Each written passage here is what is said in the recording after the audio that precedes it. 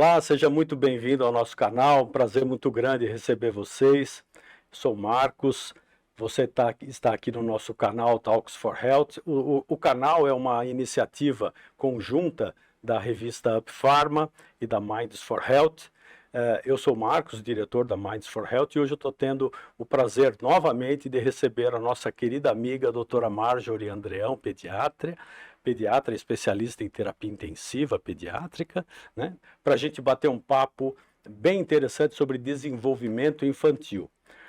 Como você sabe, o projeto do Talks for Health, a ideia, o objetivo desse canal é levar informação de qualidade para as pessoas, para que, a partir da informação, elas tenham condições de cuidar melhor da sua saúde. E hoje, com foco mais uma vez nas crianças, vamos abordar o tema do desenvolvimento infantil. Marjorie, tudo bem? Tudo ótimo. Mais uma vez, é uma honra estar aqui com vocês hoje para Obrigado. conversar um pouquinho sobre a saúde das criancinhas. É isso aí, né? Eu acho que a informação é sempre bem-vinda, né? Mas a informação de qualidade é mais bem-vinda ainda, e essa é a nossa ideia.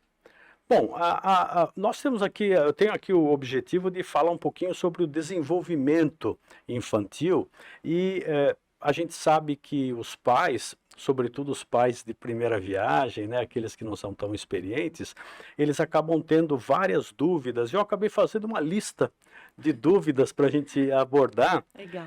E a primeira que eu gostaria de abordar com você é o chamado tummy time, né? O que é isso, né? Me fala um pouquinho sobre isso, né? Eu realmente nem conhecia direito esse termo, né?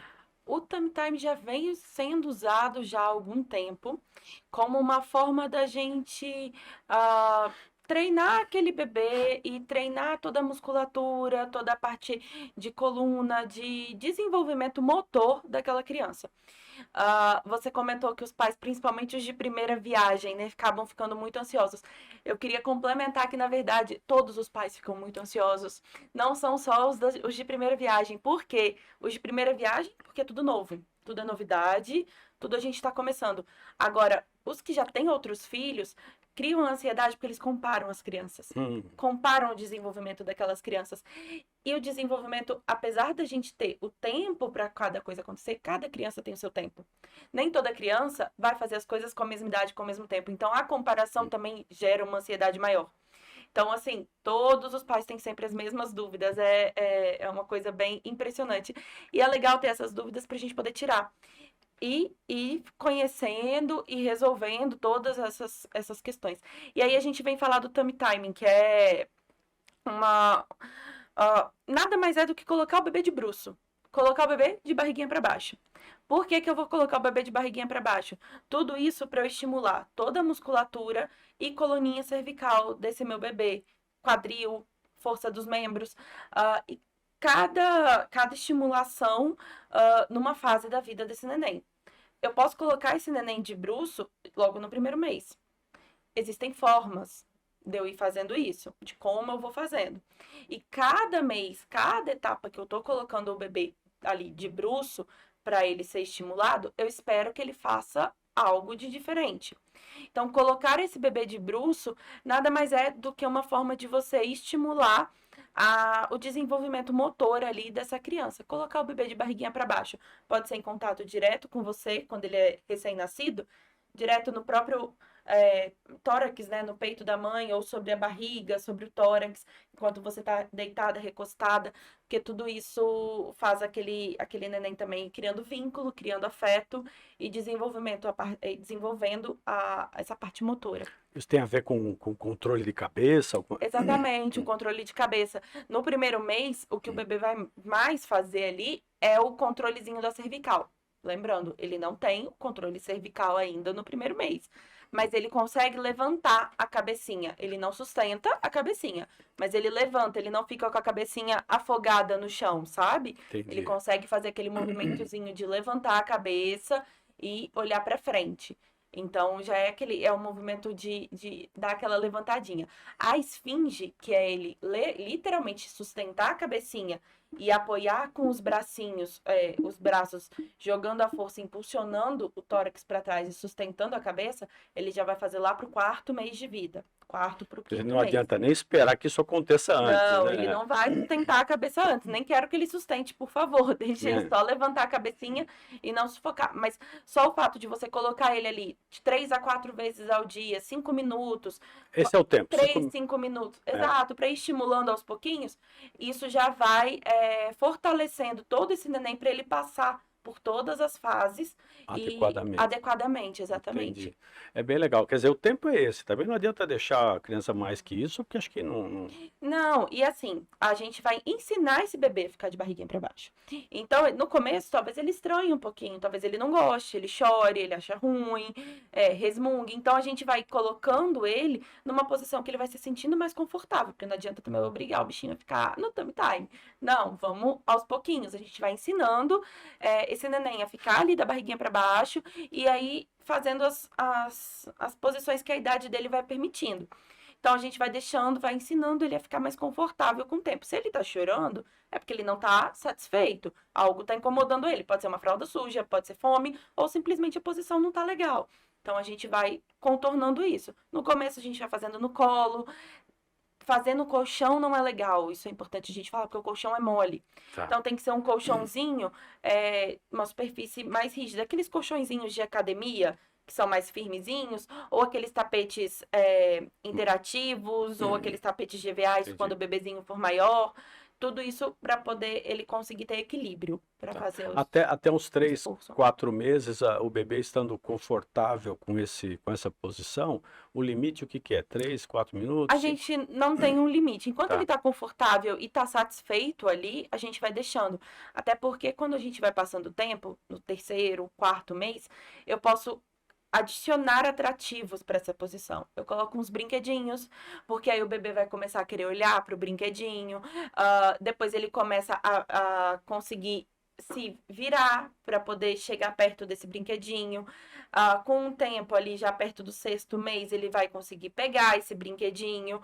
Então, são coisas que também você vai treinando a curiosidade desse neném, vai treinando ali o desenvolvimento não só motor dele, não só a parte motriz, mas também o psicossocial dele interagir com as coisas ao redor e até mesmo com você, mãe, pai ou cuidador, com quem esteja ali brincando. E claro, nunca deixar o bebê sozinho fazendo isso. Ele precisa estar Sempre sempre acordadinho assistido, e né? assistido. Perfeito. Exatamente.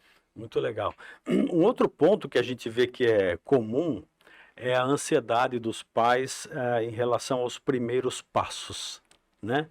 Então, assim, primeiro ponto, como é que é o desenvolvimento, o que esperar, as variações e influência eventual de calçados infantis no Interessante. processo de aprendizagem, né? Dos primeiros passos.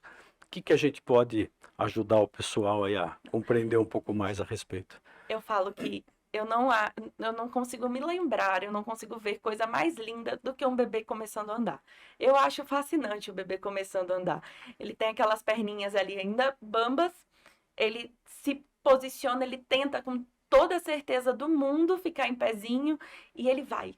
Ele vai confiante, ele vai feliz, ele vai com toda a coragem que ele tem, porque ele não tem noção do perigo ainda. O bebê só vai ter noção do perigo lá para perto dos 3, 4 anos. Então, nessa idade, ele ainda não tem noção do perigo. Ele não conhece o perigo, ele simplesmente vai. Então, o bebê é o ser mais corajoso do que um adulto. Eu falo que ele é muito corajoso. Então, eu acho lindo um bebê andando, eu sou suspeita, adoro ver os primeiros passos. Então, acho que eu acompanho os pais nessa ansiedade, que eu fico super feliz quando eu vejo um bebê começando a andar. E aí, o que a gente espera disso? Nem todo bebê vai andar na mesma idade.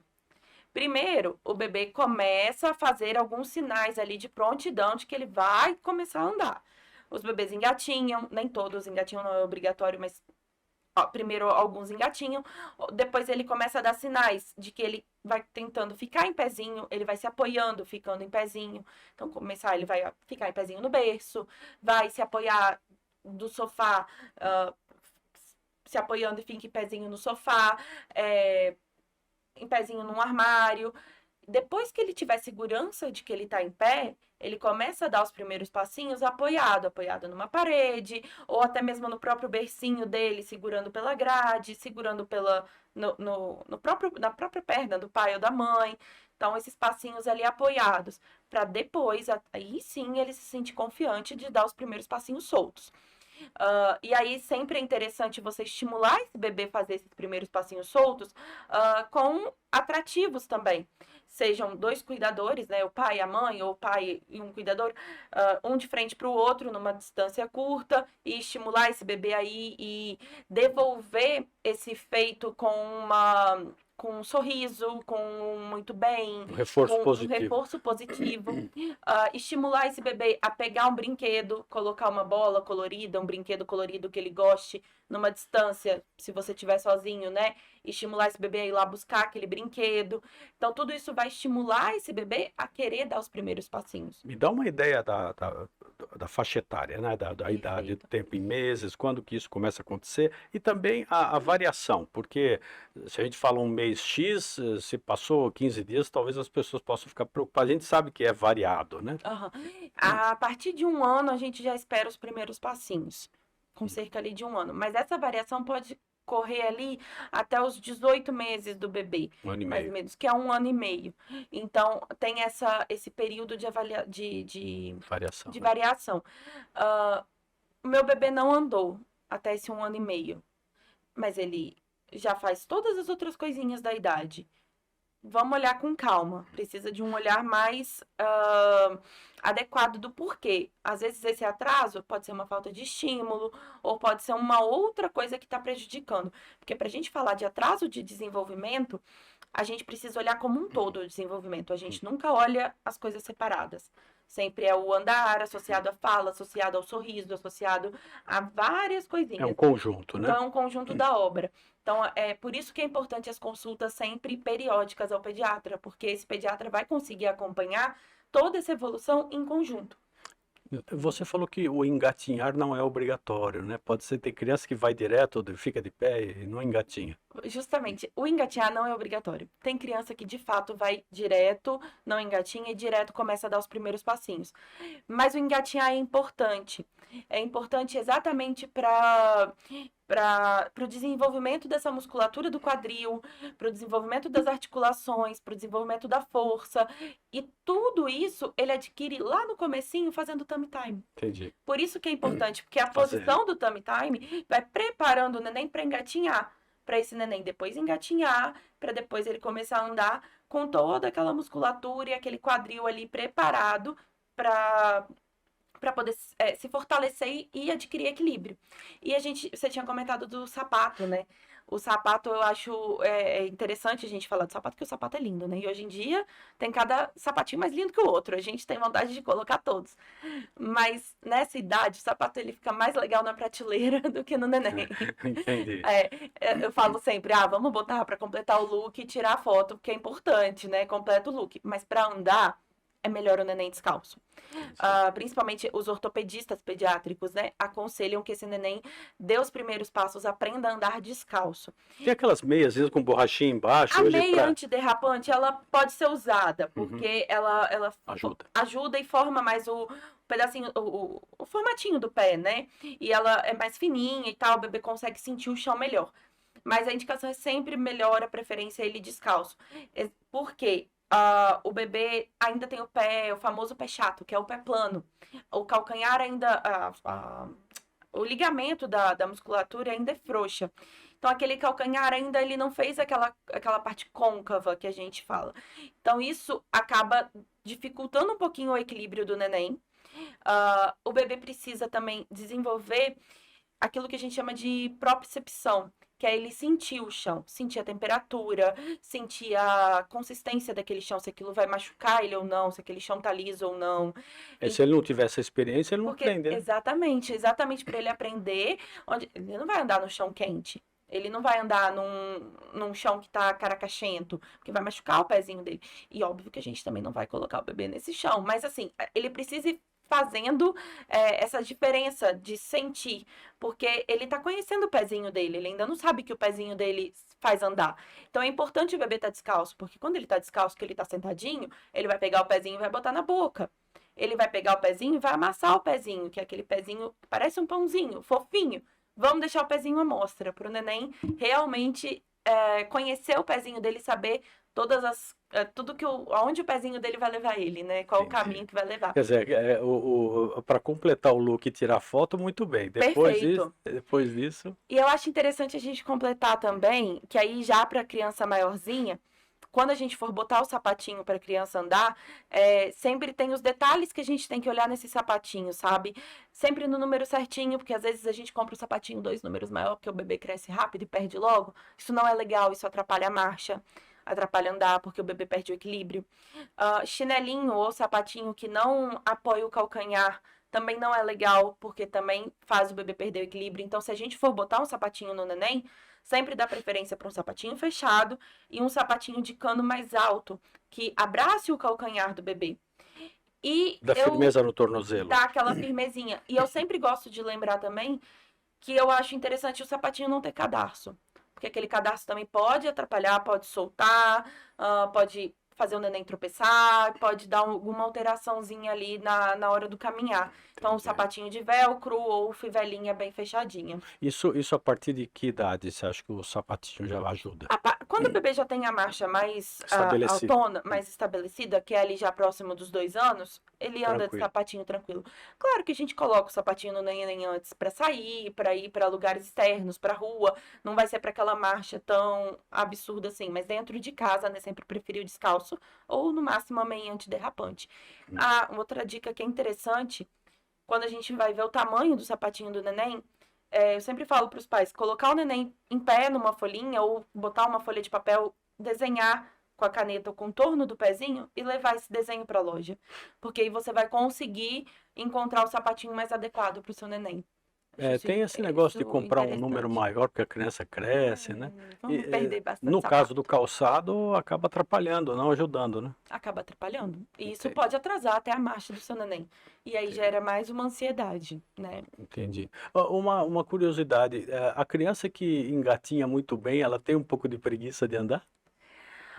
Olha, Pode acontecer do engatinhar atrapalhar a criança, não por preguiça em si, mas a criança pode. Ela tá conseguindo tudo que ela tá quer engatinhando, confortável. então pra que ela vai ir além, entendeu? Então a gente precisa estimular. Porque Entendi. tudo, ainda mais nesses primeiros 1000 dias, que na pediatria a gente tem muito isso, dos 1000 dias, que é onde o desenvolvimento da criança é o ápice do desenvolvimento. Tudo precisa ser ensinado. A criança não sabe absolutamente nada do que ela veio fazer aqui. Estimular, tudo Então é certo. estimular, é mostrar que ela ficou em pezinha, tá ficando em pezinha no berço, opa, sinal de prontidão, já vamos começar a colocar esse menino para ficar em pé para começar a andar. Mas eu não vou forçar esse menino a ficar em pé. Se ele não tá querendo ficar em pé ainda, se ele ainda não tá ficando em pé sozinho, eu não vou ficar lá colocando o menino em pé, forçando, porque a perninha dele ainda não tá pronta, a articulação dele ainda não tá pronta para se sustentar em pezinho. Tem um ponto legal aqui que são os andadores. O que você tem para me Andadores. falar sobre isso? Olha, andadores é um clássico problema na É mesmo? pediatria. Hoje, no Brasil, andadores são proscritos, proibidos, não são indicados pela Sociedade Brasileira de Pediatria. Nós não. Hoje, quase não se vê vendendo andadores em lojas habituais de rua. Quando você vê, são comércios pela internet, são outros comércios aleatórios, né? Porque hoje não se pode vender andadores no Brasil. Andador é um grande, é uma grande causa de acidentes domésticos. As crianças só podem sofrer queimaduras, quedas que são graves. Você coloca a criança naquele aparelho ali que vai andar. Não tem freio, tem um monte de rodinha, a criança ainda não sabe o que está fazendo com as perninhas, tá só ali Não tem sentada. medo? Ela não tem medo porque ela não tem noção do perigo. Lembra disso, que a criança não tem noção do perigo. Ela só vai. Ela só vai. E é questão de minutos para ela rolar uma escada, para ela cair de uma laje. Eu já tive um paciente no UTI que caiu de uma laje num andador. Nossa. Se tiver algum colega intensivista assistindo a gente, talvez até reconheça a história, porque não é incomum que isso aconteça em várias UTIs. Isso não aconteceu só com uma criança e não vai parar de acontecer. Só me esclarece, ele não é recomendado, é proscrito pela Sociedade Brasileira de Pediatria, mas há uma lei que proíbe a venda? Não temos essa informação. Não temos essa informação Tá. se tem uma lei que proíbe a venda. Tá. Mas Mas fica aqui a dica que... definitivamente não recomendamos. Tá. Fica a dica, mesmo que alguém ofereça, saiba que a Sociedade Brasileira de Pediatria não só não recomenda, como considera proscrito, né, Exatamente. no desenvolvimento da Porque é criança. exatamente isso, assim. E ainda atrasa a marcha da criança. Porque a criança não preparou o quadril, toda a musculatura, toda a articulação para se sustentar. Porque ela está ali sendo sustentada por aquele andador. Então aquilo não vai ajudar a criança a andar mais rápido e não vai treinar a criança para andar mais rápido. E 1 minuto de descuido é o suficiente para acontecer um acidente. Às vezes ele tá lá com o andador na cozinha, bate no fogão, cai a panela quente em cima, sai rolando a escada, enfim, são É uma vários coisa acidentes. absolutamente antinatural, né? Exatamente, não é legal, não faz a criança ficar entretida. A gente tem outras formas de entreter essa criança a não ser com um andador. Entendi. Entendeu? Bom, fica a dica aí, né, pessoal? Ah, qual que é a hora de estimular a criança a sentar, ficar sentadinha? Então, assim como, né, de ficar em pé, a gente não deve estimular antes da criança ter esses sinais de prontidão, sentar é a mesma coisa. Eu preciso ver que a criança está com sinais de prontidão para eu começar a colocar ela sentada.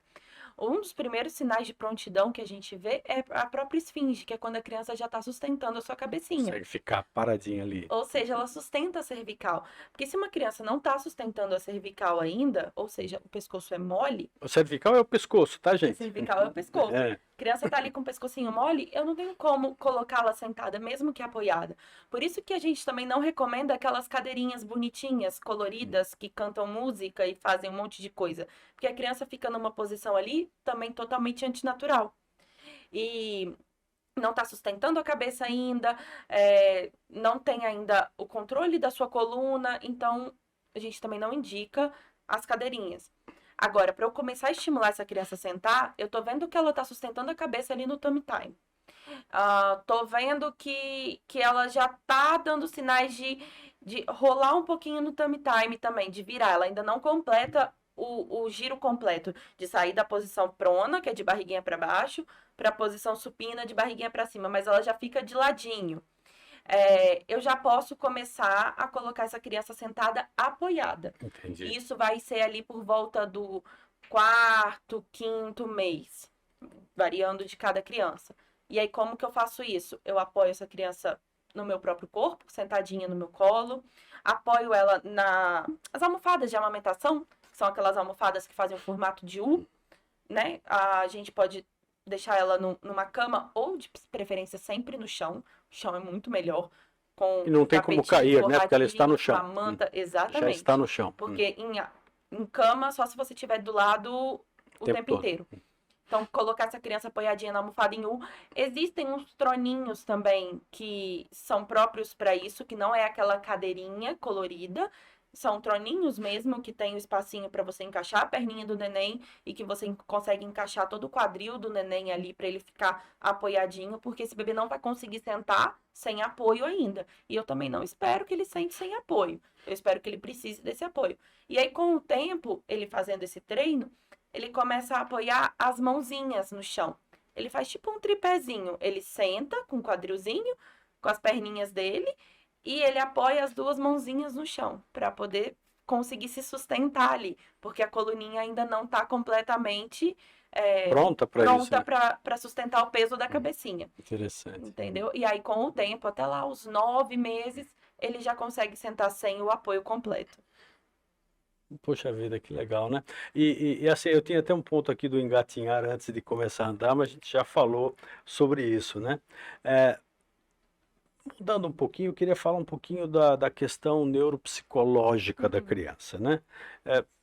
Pensando nos primeiros anos aí de desenvolvimento, o que se pode esperar, o que acontece normalmente no processo de desenvolvimento? Cada mês vai ter uma aquisição, um ganho, né? Tanto psicológico, quanto social, quanto motor. Então, em cada mês a gente vai esperando algo. A cada 2 meses, mais ou menos, que é a faixa de variação para cada criança conquistar A ali cada seus degrauzinho. marcos do desenvolvimento. Então, é um degrauzinho. Mas já no primeiro mês, por exemplo, eu já espero que esse bebê dê um sorriso. Ele não vai dar uma gargalhada, mas ele vai dar um sorriso. Não quando eu chamo o nome dele, mas quando ele me vê, quando eu dou um sorriso, é, quando ele tá. Enfim, quando você canta uma música perto, faz barulhos, faz sons mais felizes, então eu já espero que ele já dê um sorriso. A gargalhada em si com o som vai ser mais pra frente, lá pro sexto, sétimo mês, que ele já dá uma gargalhadinha maior que é com som, que aí ele começa a emitir sonzinhos. Logo no começo também, eu espero que esse bebê me olhe, que ele fixe o olhar em mim. Ele não precisa me acompanhar tanto com o olho. Ele vai fazer isso lá mais pro terceiro mês, que ele vai acompanhar um objeto com o olho. Mas fixar o olhar é importante. Uh, Enfim, cada mêsinho a gente vai adquirindo alguma reação a mais.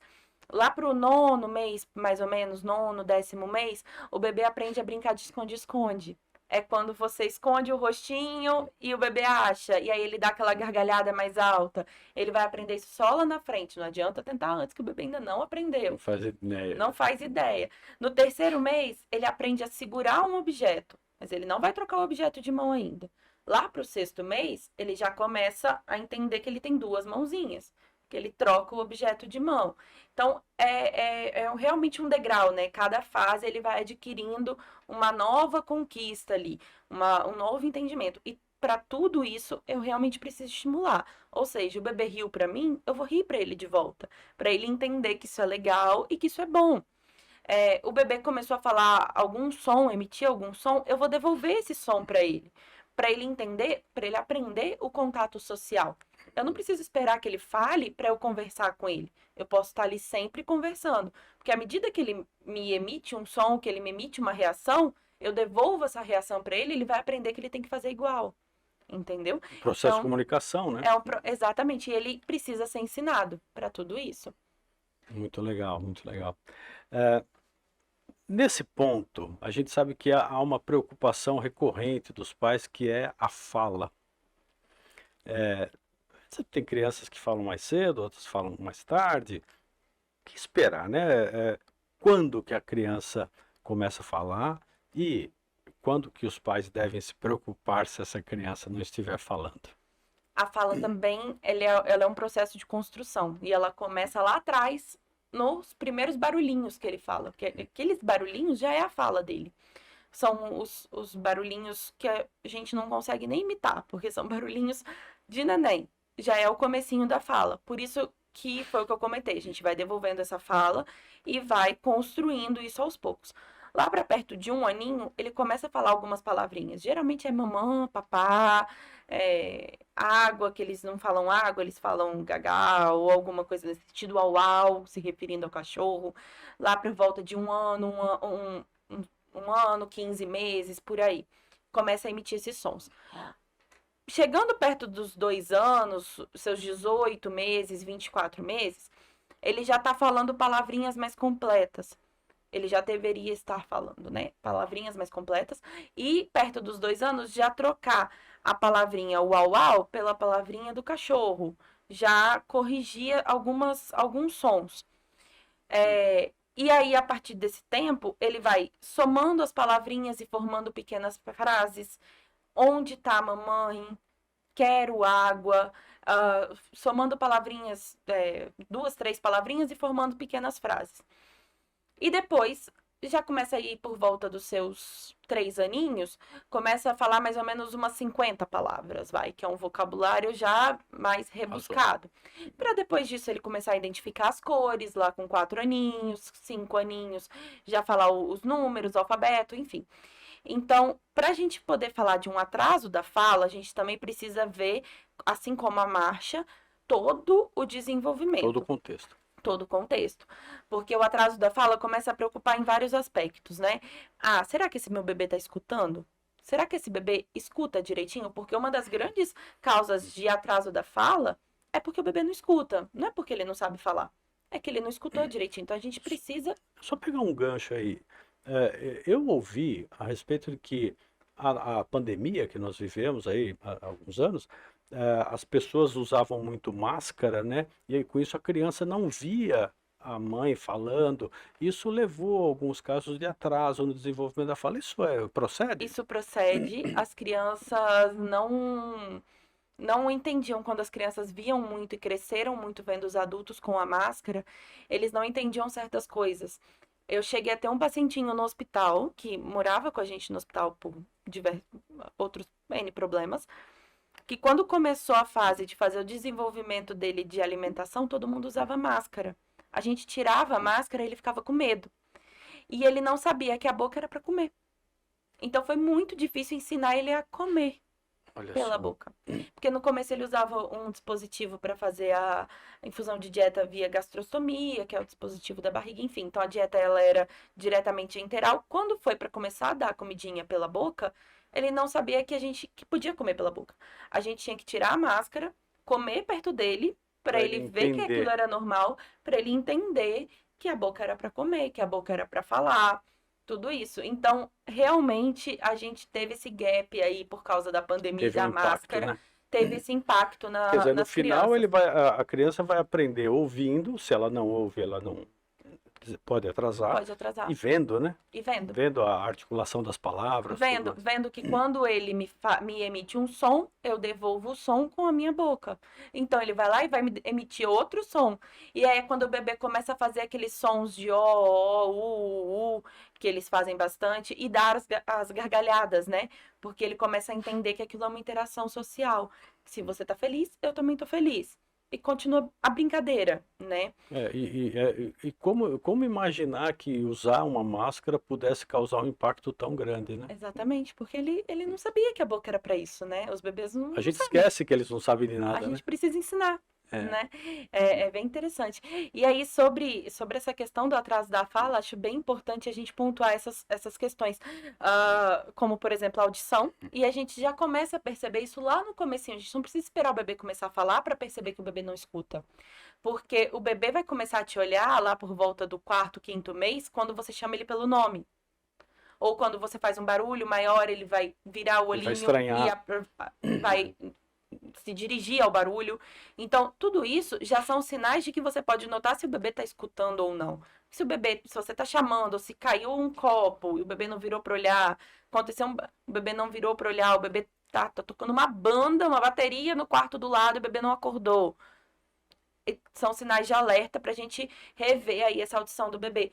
E começa lá na maternidade, no teste da orelhinha, que é o primeiro teste que a gente faz, né, para poder ver se isso tem alguma alteração ou não na audição. Você já faz lá no berçário, já Você faz um faz teste. um teste da orelhinha, mas que em algumas crianças depois a gente precisa repetir, né? Essa Entendi. audiometria, o Bera, que é toda a parte de ouvir. E aí você vai acompanhando com fono e com otorrino para desenvolvendo essa parte.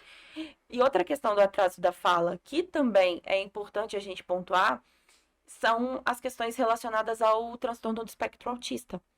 Isso também pode ser uma das causas, que aí é quando leva a gente a diagnosticar o autismo na infância, que é o atraso da fala.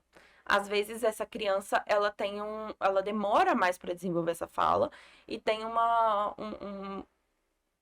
um período aí maior para poder adquirir esse ganho. Só que aí a gente também vai ter outros ganhos associados. Essa criança não vai fixar o olho em você, vai brincar com os brinquedos de uma forma diferente. Por exemplo, o brinquedo é bloco de montar. Em vez dele montar, ele enfileira. Ok, enfileirar também é normal. A criança pode enfileirar o macarrão, pode enfileirar o brinquedo. Mas ele usa o carrinho, por exemplo. Em vez dele brincar de carrinho, ele vai amontoar os carrinhos, montar os carrinhos em bloco. Então, isso são coisas que você vai chamando a atenção ali da criança que tem o transtorno do espectro autista. Ou simplesmente pode ser porque o bebê não foi ensinado a falar, não foi estimulado a falar. Porque se o bebê aponta que ele quer água e o pai dá água, ele não precisa falar. Para que ele vai aprender a falar que ele quer água? Entendeu? Ou seja, mais uma vez a relação e a ida e volta do estímulo Exatamente. contra estímulo, isso tem que ter, né? É fundamental, é primordial o estímulo para ele aprender. Então, são esses primeiros 1000 dias, que dá aí, vai, quase 3 anos, 3 né? anos, é onde a criança vai ter o ápice, é onde a criança não, onde a pessoa, o ser humano tem o ápice do seu desenvolvimento. Então, todo o estímulo que a gente precisa fazer são nesses primeiros 1000 dias. Por isso, toda essa importância dessa cadência de estímulo, né? De a gente ir fazendo um pouquinho toda vez, porque tudo isso vai levar a um desenvolvimento completo ali quando a criança atingir a idade, a idade que passa o seu maior período de neuroplasticidade, né? Que é o período que ela mais desenvolve a parte cerebral ali. Uma coisa que a gente vê é que, pelo que você está me comentando, existe sim uma expectativa em relação a tempos e prazos, mas não é uma coisa tão rigorosa. Pode ser um pouco mais Não, para lá, para cá, porque às vezes a gente vê pessoas que se baseiam em tabelas e qualquer coisa já acha que, puxa vida, atrasou uma semana, atrasou 15 dias. Não é bem assim também, né? exatamente, não é bem assim. Foi o que eu comentei no começo. Cada criança tem o seu tempo. A gente tem as tabelas, a gente tem as cartilhas. Na caderneta de vacinação, se o pai abrir ali a caderneta de vacinação, tem as tabelas coloridas, que é o tempo que a gente espera que aquela criança adquira aquele marco do desenvolvimento. A gente tem esse período exatamente para a gente se basear e não deixar passar algum possível atraso, porque tem o período generalizado, mas cada indivíduo é um indivíduo, cada criança vai ter o seu tempo. Então, se eu estou acompanhando ali uma criança que tem todo o seu desenvolvimento normal, adequado, né, que está ali passando por todas as fases, mas chegou no 18º mês e a fala ainda não tá tão legal assim, calma. Essa fala vai desenvolver. Ou a gente vai Porque todo o procurar resto tá bem, né? uma Então, linguinha presa ou alguma coisa no ouvidinho que, enfim, você vai ou simplesmente porque ele ainda não está no tempo dele de aprender. Por isso, mais uma vez, a importância da consulta periódica no pediatra. é isso que eu estava imaginando, quer dizer, Porque 1000 dias que tem que ter o acompanhamento do pediatra de perto é exatamente para quando você identificar algum possível atraso, você intervir logo, porque é o que a sociedade recomenda, a sociedade de pediatria. Não espera. Tem um possível atraso, quanto antes a gente resolver esse possível atraso, melhor é o ganho. e posso, eu não sou pediatra, mas ou sou pediatra, né? Os pediatras. Não a vizinha, porque às vezes Exato. existem muitas crenças que podem atrapalhar, e acho que o pediatra, aquele pediatra que acompanha a criança nesse tempo, acho que ele tem realmente o ferramental Sim. adequado para isso, né? Exatamente. Que se a gente for ouvir a vizinha, a avó, a prima, a tia, a irmã, vai comparar com o vizinho, com o primo, com o irmão, e não é para ser comparado. Porque exatamente cada criança é uma criança. É claro que existem aí inúmeras discrepâncias, né? Às vezes a gente vê algo tão discrepante que, eu tô com uma criança de 1 ano que não tá sustentando o pescoço. Poxa, aí realmente é melhor eu A escutar coisa minha tá, vizinha, que eu preciso fazer alguma coisa, sim, sim, sim, entendeu? Então, tirando essas. Porque eu falei isso, parece que é um absurdo, mas não é um absurdo, tá? Às vezes a gente vê coisas assim acontecendo. Então, por isso que se eu tenho um bom contato com o meu pediatra, ou até mesmo com o médico da família, que é o médico da unidade de saúde, isso já vai ser ali uma forma de você tirar suas dúvidas, contornar aquela situação e saber se você ainda está no tempo de esperar ou se você realmente precisa correr atrás daquele atraso. ele vai saber orientar, né, quanto a isso, né? Exatamente. Precisa correr ou não precisa, espera É mais um pouco. importantíssimo o pai perceber, o pai, a mãe, o cuidador, perceber se aquela criança está perdendo algum ganho. Isso também é muito importante, porque tem algumas condições genéticas, algumas patologias que são associadas à perda de ganhos. Ou seja, a criança aprendeu a engatinhar, mas de repente ela parou de engatinhar. Ela não quer engatinhar mais. Ela retrocede, Ela digamos assim. retrocede, ela não está mais sustentando o pescoço, ela está mais molinha. Antes ela me acompanhava com o olho, agora ela não tá me acompanhando mais. Ela dava gargalhada, Esses não são tá dando sinais que mais. devem ser levados muito a sério. Muito a sério, imediato. A gente precisa ver isso, Não o, dá para o esperar. porquê disso. A perda de um ganho do desenvolvimento é importante. Tá, isso realmente não aconteceria normalmente, né? Não, Tem não, alguma não. coisa. Ou sei lá, machucou o quadril, tem uma luxação do Ah, sim, quadril, sim. então vamos ver essa luxação do quadril. Mas agora a gente tem uma perda ali generalizada de ganhos, várias outras perdas, a gente precisa investigar um pouquinho mais detalhado. Entendi. entendeu? Isso fica a dica também, né? Mais uma Mas dica valiosa. tem que ter tranquilidade, mas diante de alguns sinais tem que ter urgência, né? De Sim, procurar ajuda, né? Legal. A gente falou aqui dessa questão da interação social, né?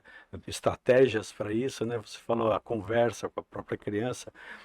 Um ponto aqui interessante, né? Birra. A ai, criança faz birra, expressar frustração. Isso é verdade ou é mais, sei lá, birra mesmo? vai depender da idade. Por exemplo, eu tenho um bebê de 3, 4 meses no tummy time. E aí o bebê começa. Coloquei ele no tummy time, ele começou a chorar, começou a ficar irritado, começou a ficar incomodado, tá chorando, chorando, chorando, chorando até perder o fôlego. Ele não tá aí, ele não tá fazendo birra com você.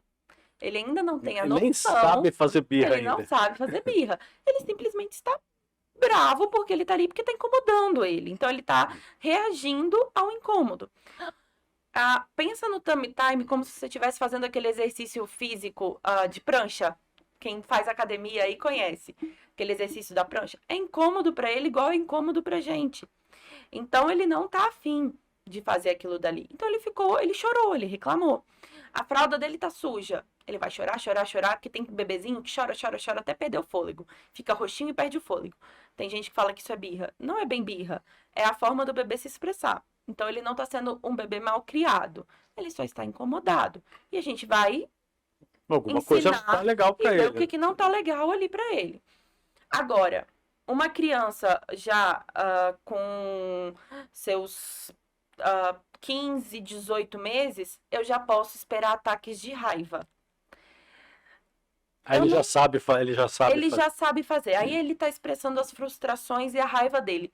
Eu não gosto de dizer que é uma birra. Eu, particularmente, não gosto de dizer que é uma birra, uma malcriação. Mas é a forma dele expressar aquele sentimento ruim que ele tem. Porque ele vai sentir sentimentos ruins. Por mais que a gente crie a criança ali numa condição ótima, ele tem direito de expressar as frustrações e as raivas dele. Então ele vai se jogar no chão, ele vai chorar, ele vai fazer a famosa birra, mas não no sentido de pirraça, como se ele fosse uma criança mal criada. É o esperado para aquela idade, porque ele está demonstrando para aquele adulto de que ele não está gostando daquela situação.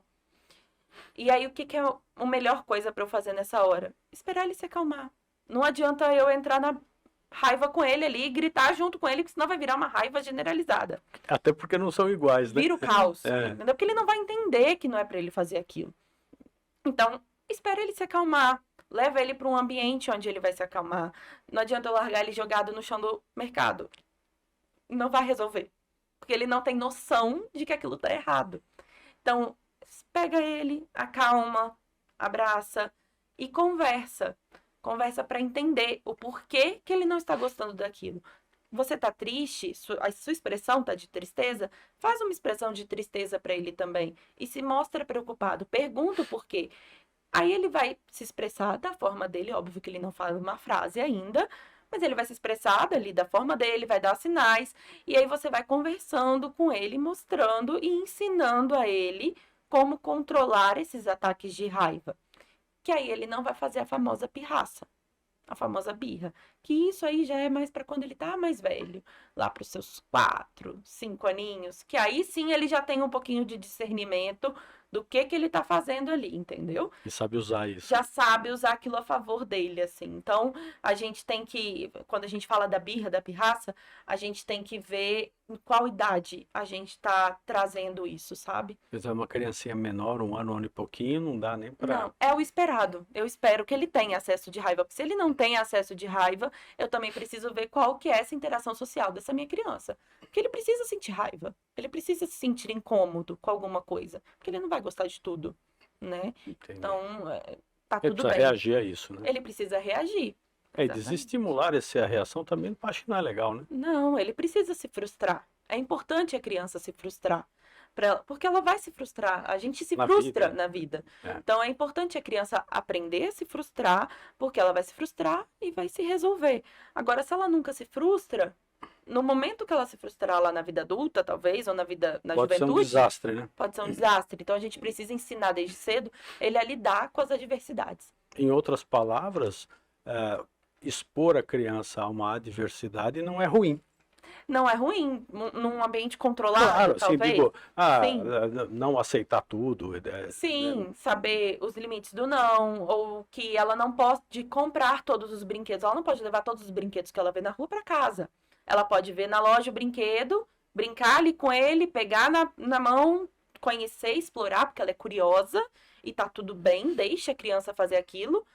Mas na hora de ir para casa, tudo bem. Bota o brinquedo de novo na casinha dele e vamos embora.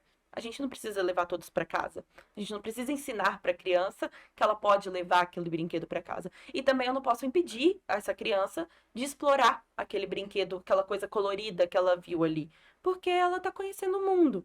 Então faz parte da curiosidade da criança isso. Vão existir situações onde é possível levar e outras que não é possível levar, Exatamente. né? Você precisa saber que existem as duas possibilidades, né? É muito interessante isso. Porque às vezes eu, por exemplo, a gente esquece que a criança está num processo de aprendizado de tudo. É zero, ela chega zeradinha, né? É um hardware limpo, né? Vai ter que. Exatamente. É engraçado porque é uma não é bem uma comparação, mas a gente se preocupa muito com isso com um cachorrinho. Quando a gente pega um cachorrinho novo, a gente sabe que a gente vai ter que ensinar tudo para aquele cachorrinho, né? Mas a criança é um hardware limpo exatamente como aquele cachorrinho. Ela não sabe nada. A Então, capacidade dele aprender é muito maior, mas é que ele não sabe nada do mesmo jeito, não né? sabe nada do mesmo jeito. Por que que eu me preocupo tanto em adestrar um cachorrinho, mas às vezes eu esqueço que a criança não sabe que a boca é para comer? Que o pezinho dela é para andar? Eu preciso ensinar isso para ela também.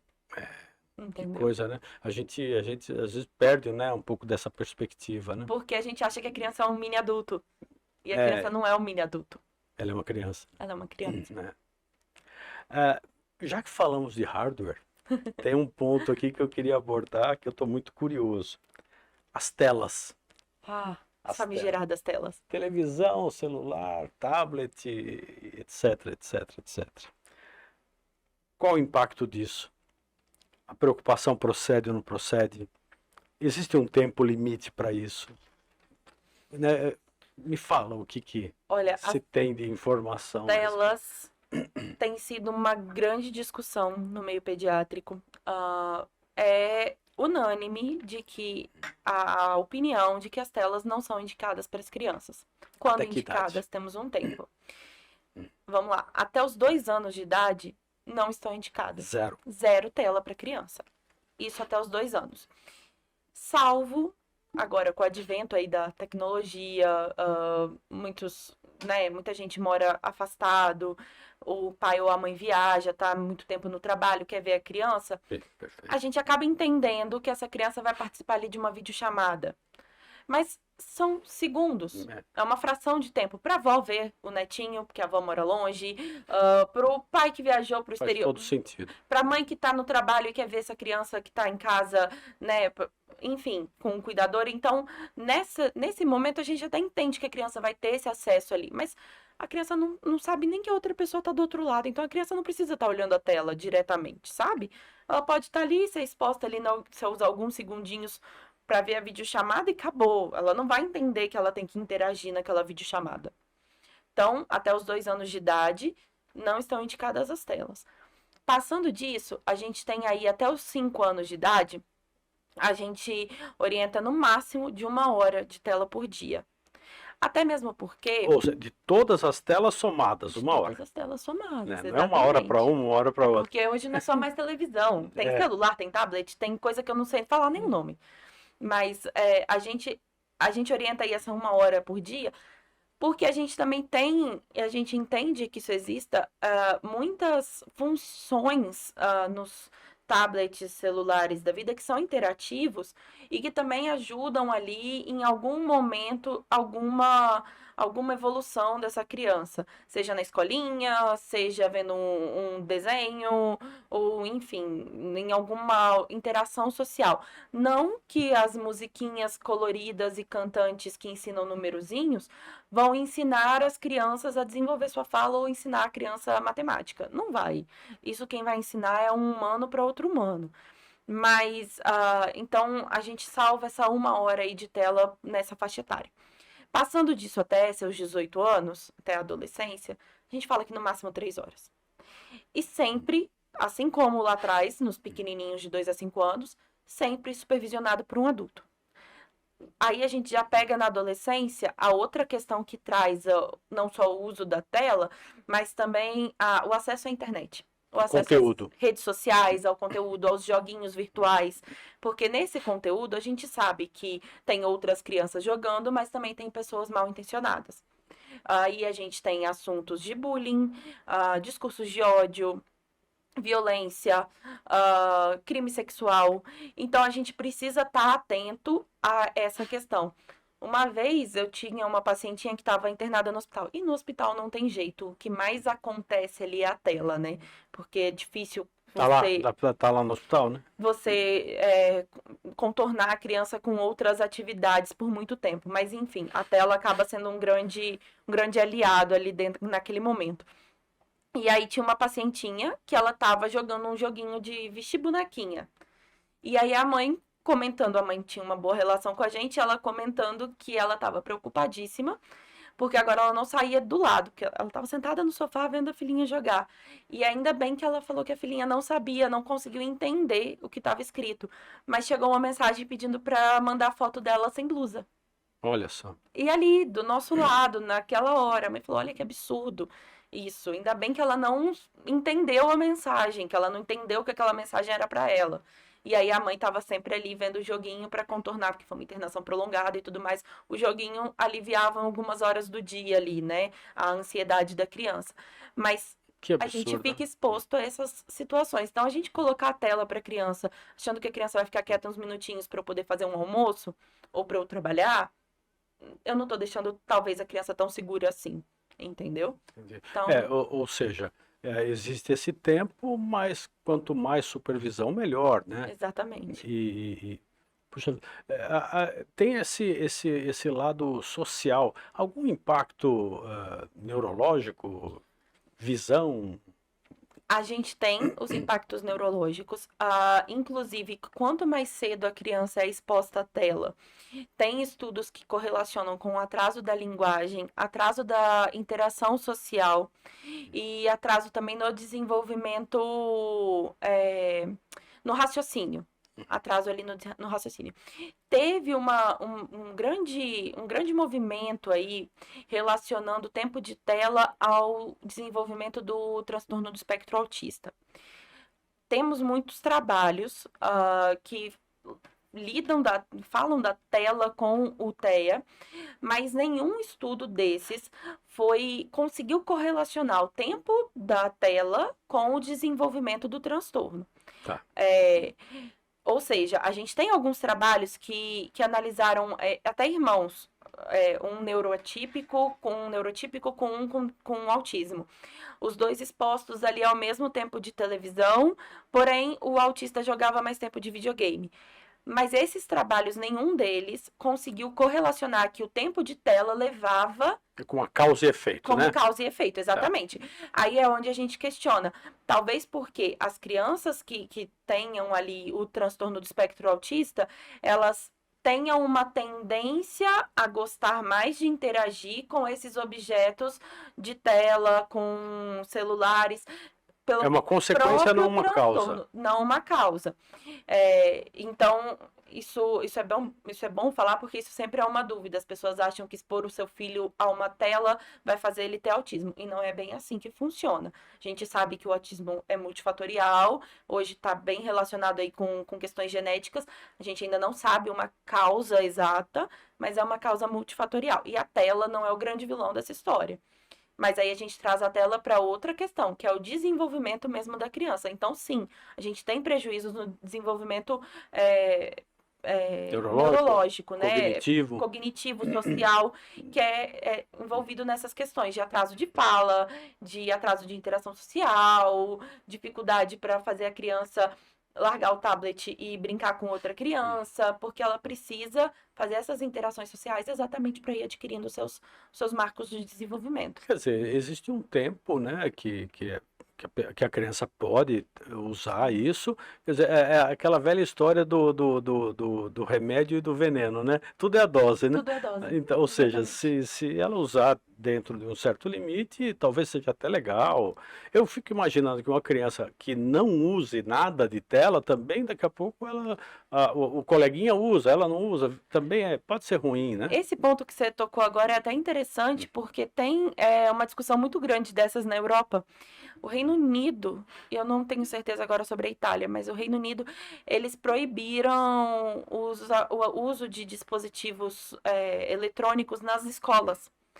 Então, essa é uma discussão que tem sido gerada exatamente por isso, porque é inevitável que hoje uma criança tenha acesso a uma tela. Ela vai ter, ainda mais com a tecnologia hoje. A gente tem tela no relógio, né? Então, eles discutem bastante isso lá na Europa, sobre essa questão de proibir ou não os aparelhos eletrônicos nas escolas. Aqui no Brasil, a gente sabe que tem muitas escolas, principalmente particulares e principalmente depois da pandemia, que trouxeram e acabaram usando os dispositivos eletrônicos, né, para ser um coadjuvante aí nas aulas, né? A gente tem interações ali, tem aplicativos interativos e tudo mais, meios de interagir na aula que até são interessantes, mas acho que sabendo dosar, a gente consegue achar o equilíbrio desse meio termo, desse tempo, sabe, de tela das crianças. Eu tenho atividade acadêmica como professor, a gente usa alguns recursos, claro, eu estou falando de educação do adulto, que não tem nada a ver com o tema, mas eu acabo vendo um pouco também esses recursos como aliado também na educação infantil, Sim. mas pelo visto tem uma dose certa, né? Sim, não precisa ser as 8 horas que a criança passa no colégio ou as 5 horas que a criança passa no colégio. Com Pode isso, ser né? um período do tempo, né? Entendi. Bom, gente, eu acho que a gente teve um monte de dicas aqui do desenvolvimento. Eu queria até deixar, né, colocar a doutora Marjorie à disposição, caso vocês tenham algum ponto, manda uma mensagem, manda uma pergunta, na medida do possível a gente responde a todos, né? E foi um prazer enorme ter você mais uma vez aqui conosco, muito legal, né? Agradeço a todos que nos acompanharam. E aí, deixa aí para você fazer a sua despedida. Não, para mim sempre é uma honra estar aqui. Eu adoro falar sobre a saúde das crianças. Acho que quanto melhor a gente cria uma criança, melhores adultos a gente vai ter no futuro. Então, realmente, a educação infantil ali e a criação, cuidar da saúde da criança é primordial.